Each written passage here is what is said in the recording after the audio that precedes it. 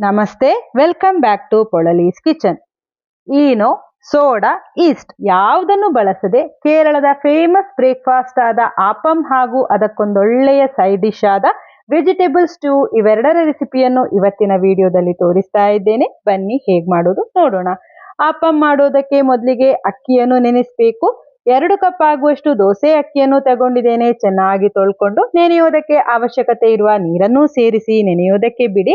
ಹಾಗೆ ಇಲ್ಲಿ 1/2 ಕಪ್ ಆಗುವಷ್ಟು ಗಟ್ಟಿ ಅವಲಕ್ಕಿಯನ್ನು ಸಹ ತಗೊಂಡಿದ್ದೇನೆ. ತೊಳೆದಿರುವ ಅವಲಕ್ಕಿಗೆ ಬೇಕಾಗುವಷ್ಟು ನೀರನ್ನು ಸೇರಿಸಿ ಅಕ್ಕಿ ಹಾಗೂ ಅವಲಕ್ಕಿಯನ್ನು 3 ರಿಂದ 4 ಗಂಟೆಗಳ ಕಾಲ ನೆನೆಯೋದಕ್ಕೆ ಬಿಡಿ.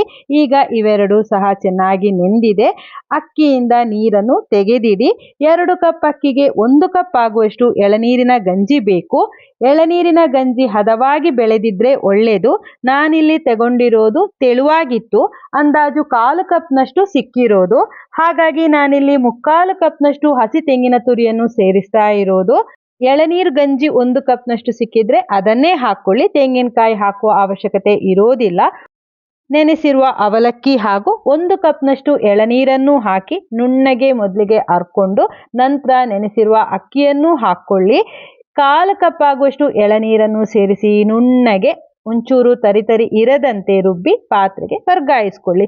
ಮಿಕ್ಕಿರುವ ಅಕ್ಕಿಯನ್ನು ಮಿಕ್ಸರ್ ಜಾರಿಗೆ ಹಾಕಿ 2ನೇ ಬ್ಯಾಚಲ್ಲಿ ರುಬ್ಕೊಳ್ಳಿ. 1/4 ಕಪ್ನಷ್ಟು ಎಳನೀರನ್ನು ಸೇರಿಸಿ ರುಚಿಗೆ ತಕ್ಕಷ್ಟು ಉಪ್ಪು ಹಾಕಿ 1 ಚಮಚ ಸಕ್ಕರೆ ಹಾಕಿ ಇದನ್ನು ಸಹ ನುಣ್ಣಗೆ ಅರ್ಕೊಳ್ಬೇಕು.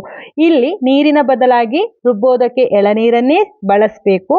ಒಟ್ಟು ರುಬ್ಬೋದಕ್ಕೆ 1.5 ಕಪ್ ಆಗುವಷ್ಟು ಎಳನೀರನ್ನು ಬಳಸಿದ್ದೇನೆ. ರುಬ್ಬಿರುವ ಮಿಶ್ರಣವನ್ನು ಪಾತ್ರೆಗೆ ಹಾಕಿ ಸ್ವಲ್ಪವೇ ಸ್ವಲ್ಪ ನೀರನ್ನು ಮಿಕ್ಸರ್ ಜಾರಿಗೆ ಹಾಕಿ ಆ ನೀರನ್ನು ಸೇರಿಸಿ ಚೆನ್ನಾಗಿ ಮಿಕ್ಸ್ ಮಾಡಿ ಈ ಹದದಲ್ಲಿ ಹಿಟ್ಟನ್ನು ರೆಡಿ ಮಾಡಿ ಮುಚ್ಚಳ ಮುಚ್ಚಿ ರಾತ್ರಿ ಪೂರ್ತಿ ಅಥವಾ 8 ರಿಂದ 10 ಗಂಟೆಗಳ ಕಾಲ ಹುದುಗು ಬರೋದಕ್ಕೆ ಬಿಡಬೇಕು.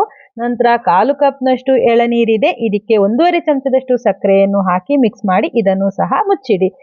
ವಾತಾವರಣ ತಂಪಿದ್ದಿದ್ರಿಂದ ಹದವಾಗಿ ಹುದುಗು ಬಂದಿದೆ. ಹುದುಗಿದಷ್ಟು ಆಪಂ ಫಸ್ಟ್ ಕ್ಲಾಸ್ ಆಗತ್ತೆ. ಒಂದ್ಸಲ ಮಿಕ್ಸ್ ಮಾಡ್ಕೊಳ್ಳಿ. ನಂತರ ಸಕ್ಕರೆ ಮಿಕ್ಸ್ ಮಾಡಿದ ಎಳನೀರನ್ನು ಹಾಕಿ ಚೆನ್ನಾಗಿ ಮಿಕ್ಸ್ ಮಾಡಿ ನೋಡಿ. ಈ ಹದದಲ್ಲಿ ಆಪಂ ಹಿಟ್ಟನ್ನು ರೆಡಿ ಮಾಡಿ.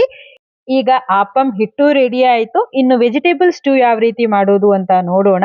ಬಾಣಲೆಗೆ 1 ಚಮಚ ಎಣ್ಣೆ ಹಾಕಿ ಬಿಸಿ ಆದ್ಮೇಲೆ 1 ಇಂಚು ಚಕ್ಕೆ, 2 ಲವಂಗ, 1 ಏಲಕ್ಕಿ ಹಾಕಿ ಫ್ರೈ ಮಾಡಿದ ನಂತರ ಚಿಕ್ಕದಾಗಿ ಕಟ್ ಮಾಡಿದ 1 ಈರುಳ್ಳಿಯನ್ನು ಹಾಕಿ ಮಿಕ್ಸ್ ಮಾಡಿ ನಂತರ 1 ಚಮಚ ಶುಂಠಿ ಬೆಳ್ಳುಳ್ಳಿ ಪೇಸ್ಟನ್ನು ಹಾಕಿ ಮಿಕ್ಸ್ ಮಾಡ್ಕೊಂಡಾದ್ಮೇಲೆ ಚಿಕ್ಕದಾಗಿ ಕಟ್ ಮಾಡಿರುವ ಆಲೂಗಡ್ಡೆ 1, ಕ್ಯಾರೆಟ್ 1, 10 ಬೀನ್ಸ್ ಹಾಗೂ 1/4 ಕಪ್ನಷ್ಟು ಹಸಿ ಬಟಾಣಿಯನ್ನು ಹಾಕಿ ಚೆನ್ನಾಗಿ ಫ್ರೈ ಮಾಡ್ಕೊಂಡಾದ್ಮೇಲೆ ರುಚಿಗೆ ತಕ್ಕಷ್ಟು ಉಪ್ಪು ಹಾಕಿ ಮಿಕ್ಸ್ ಮಾಡಿ 1 ನಿಮಿಷ ನಿಧಾನ ಉರಿಯಲ್ಲಿ ಹಾಗೇ ಬಿಡಿ.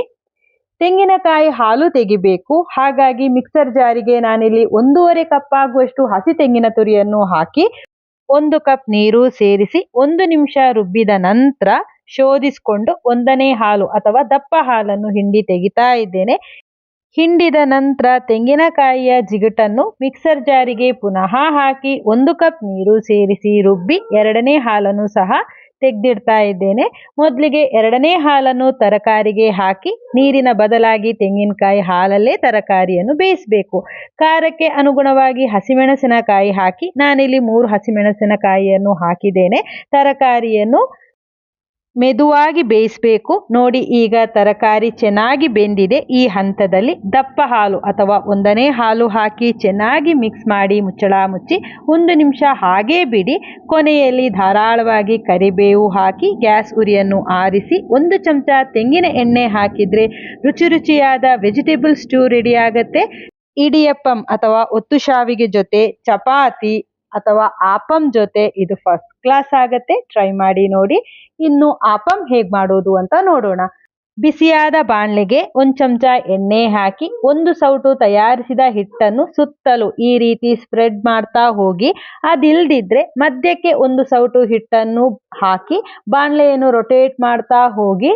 ಆಗ ನೀಟಾದ ಶೇಪ್ ಸಿಗತ್ತೆ. ಹೇಗೆ ಬೇಕು ಆ ರೀತಿಯಲ್ಲಿ ಆಪಂ ತಯಾರಿಸಿ ಮುಚ್ಚಳ ಮುಚ್ಚಿ ನಿಧಾನ ಉರಿಯಲ್ಲಿ ನೋಡಿ ಈ ರೀತಿ ಸೈಡ್ ಪೂರ್ತಿ ಗರಿ ಆಗಬೇಕು. ಅಲ್ಲಿ ತನಕ ಬೇಯಿಸಿದ್ರೆ ಆರೋಗ್ಯಕರವಾದ ರೀತಿಯಲ್ಲಿ ತಯಾರಿಸಿರುವ ಕೇರಳಂ ಆಪಂ ಹಾಗೂ ವೆಜಿಟೇಬಲ್ ಸ್ಟ್ಯೂ ಸವಿಯೋದಕ್ಕೆ ರೆಡಿ ಆಗತ್ತೆ. ಖಂಡಿತವಾಗಿಯೂ ರೆಸಿಪಿಯನ್ನು ಟ್ರೈ ಮಾಡಿ ನೋಡಿ. ಇವತ್ತಿನ ವಿಡಿಯೋ ಇಷ್ಟ ಆಗಿದ್ದರೆ ವಿಡಿಯೋಕ್ಕೊಂದು ಲೈಕ್ ಮಾಡಿ, ನಿಮ್ಮವರೊಂದಿಗೆ ಶೇರ್ ಮಾಡಿ. ಮುಂದಿನ ವಿಡಿಯೋದಲ್ಲಿ ಸಿಗ್ತೇನೆ. ಧನ್ಯವಾದಗಳು.